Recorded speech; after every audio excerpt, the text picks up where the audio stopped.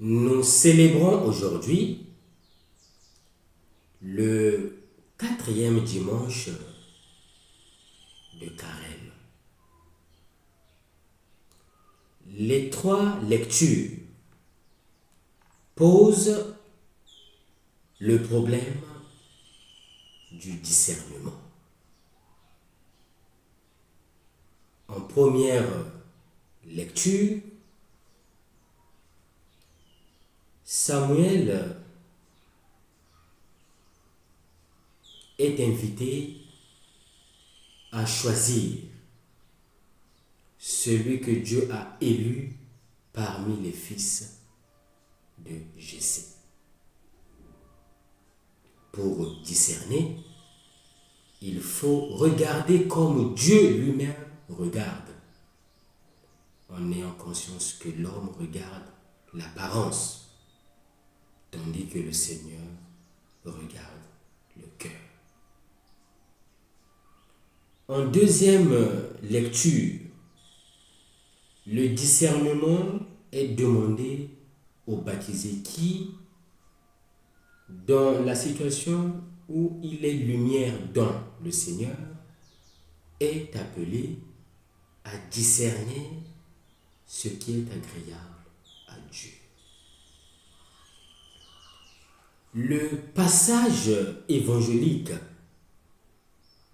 s'ouvre sur le regard différent de Jésus et des disciples sur un aveugle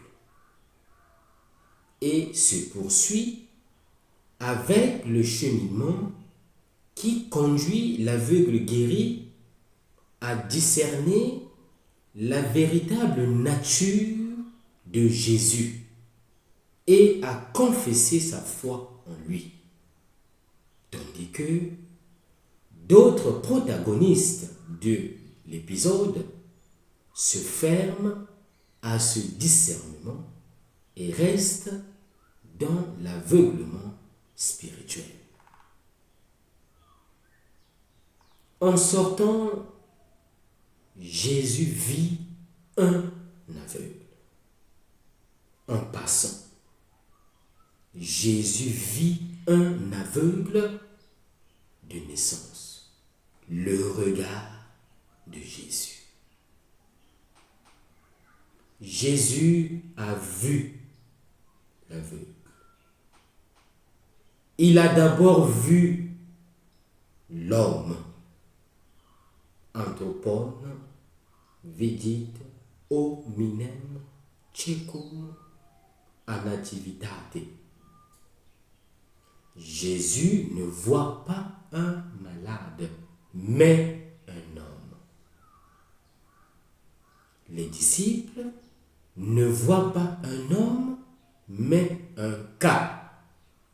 Ils ne voient que la cécité. Non seulement ils ne voient pas un homme, mais en un certain sens, ils ne voient même pas un aveugle, mais seulement le problème que la cécité leur pose. Ils ne demandent rien à cet homme.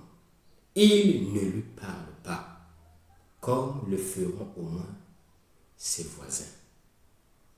Pour eux, il n'est même pas un interlocuteur. Le discernement de Jésus commence en voyant un homme. Pas une catégorie.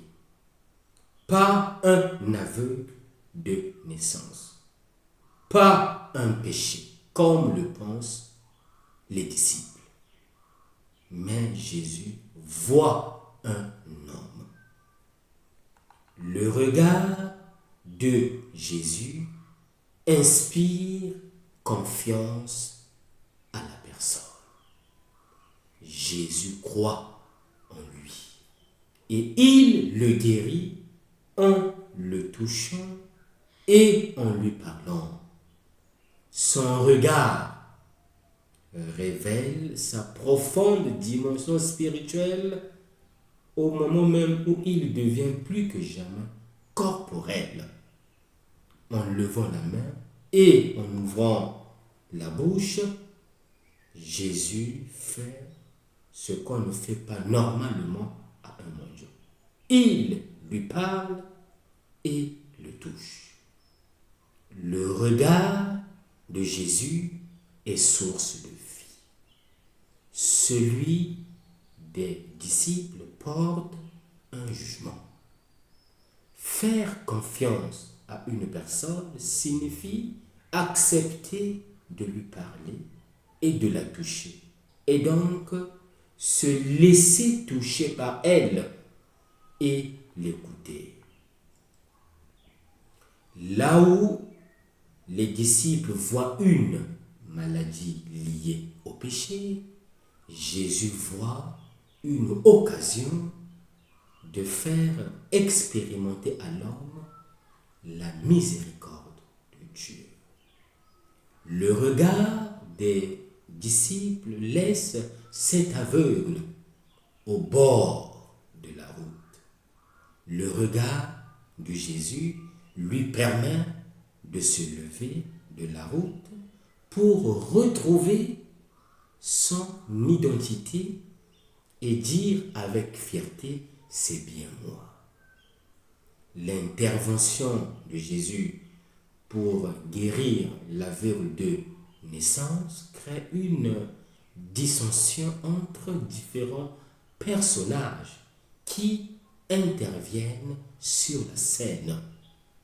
Les pharisiens qui défendent le sabbat, les parents soucieux de se défendre contre les pharisiens. Pour faire bref, le regard de Jésus est celui d'un cœur qui s'ouvre à l'amour et à la fraternité. Le regard de Jésus est un regard qui appelle à la rencontre, à l'action, à la tendresse. La façon de voir des disciples est différente. Elle est influencée par la culture de l'époque qui juge et exclut les personnes dans cette condition en la considérant comme le fruit du péché. Un préjugé que Jésus rejette radicalement.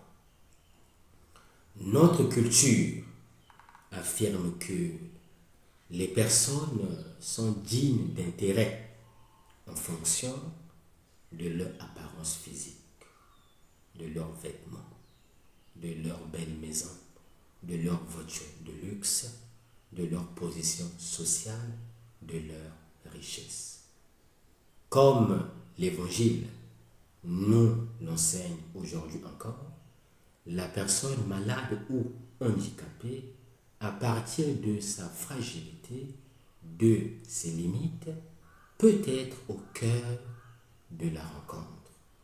La rencontre avec Jésus qui ouvre à la vie et à la foi et qui peut construire des relations fraternelles et solidaires dans l'Église et dans la société. Nous ne devons pas rester indifférents face à la douleur de nos frères. Sans un regard pur, on tombe dans la présomption et le jugement qui condamne l'autre.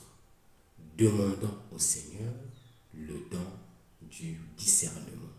Bon dimanche à tous.